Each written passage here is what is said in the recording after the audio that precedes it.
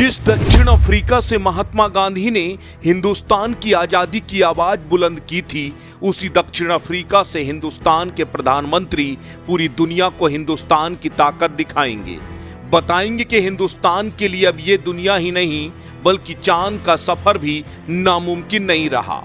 ऐसे वक्त में जब हिंदुस्तान इतिहास रच रहा होगा, हिंदुस्तान का चंद्रयान-3 चंद्रमा के दक्षिणी हिस्से पर कदम रख रहा होगा, उसी वक्त हिंदुस्तान का सबसे बड़ा विरोधी, जिसके सीने में चंद्रयान-3 की कामयाबी किसी नस्तर की तरह चुभ रही है, के साथ बैठकर चंद्रयान-3 की कामयाबी का जश्न मनाएंगे हिंदुस्तान के प्रधानमंत्री नरेंद्र मोदी।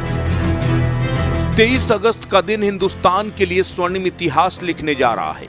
चंद्रयान-3 चंद्रमा पर अपने कदम रखने जा रहा है और इसे आप इत्तेफाक कहें या फिर सोची समझी रणनीति। हिंदुस्तान के प्रधानमंत्री नरेंद्र मोदी इस स्वर्णिम पल के साक्षी बनने के लिए हिंदुस्तान में तो नहीं होंगे, लेकिन ऐसी जगह पर जरूर मौजूद होंगे जिनके सामने हिंदुस्तान की कामयाबी के सही मायने में मतलब होगा। ब्रिक्स देशों की बैठक में शामिल होने के लिए प्रधानमंत्री नरेंद्र मोदी इस समय दक्षिण अफ्रीका में मौजूद हैं। उस ब्रिक्स सम्मेलन में जिसमें रूस, चीन, ब्राजील और दक्षिण अफ्रीका जैसे देश शामिल होंगे। चीन के तौर पर हिंदुस्तान का सबसे बड़ा दुश्मन भी इस मौके पर मौजूद रहेगा। वो देश रूस भी मौजूद होगा, जिसका चंद्रमा का मिशन अभी एक दिन पहले ही फेल हुआ है। इन्हीं देशों के राष्ट्राध्यक्षों के सामने प्रधानमंत्री नरेंद्र मोदी हिंदुस्तान की चंद्रयान की कामयाबी का जश्न मनाएंगे। दरअसल जब से हिंदुस्तान का चंद्रयान-3 चांद के सफर पर निकला है, तब से पड़ोसी देश पाकिस्तान और चीन के सीने पर सांप लौट रहा है। 23 अगस्त की तारीख तो पाकिस्तानियों के लिए उनके जख्मों पर नमक छिड़कने जैसी होगी। 23 अगस्त की शाम 6:04 में चंद्रयान-3 चंद्रमा के दक्षिणी हिस्से में कदम रखेगा। इस मौके को ऐतिहासिक बनाने के लिए इसरो ने पूरी तैयारी कर ली है। पूरी दुनिया की नजर भारत की ऐतिहासिक कामयाबी पर लगी है, लेकिन पाकिस्तान की हालत इस कदर खराब हो गई है कि पाकिस्तान 23 अगस्त को चांद की तरफ निहारेगा भी नहीं। मौलानाओं ने फरमान जारी कर दिया है कि कोई भी 23 अगस्त को चांद को ही नहीं देखेगा। शायद उन्हें चांद में हिंदुस्तान का नक्शा नजर आएगा, हिंदुस्तान का तिरंगा फहराता नजर आएगा।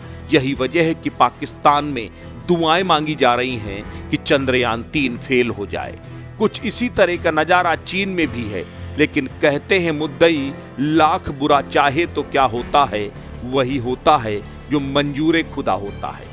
और इस बार खुदा यानी भगवान ने तय कर दिया है कि हिंदुस्तान की कामयाबी, हिंदुस्तान का चंद्रयान चंद्रमा में कदम रखेगा।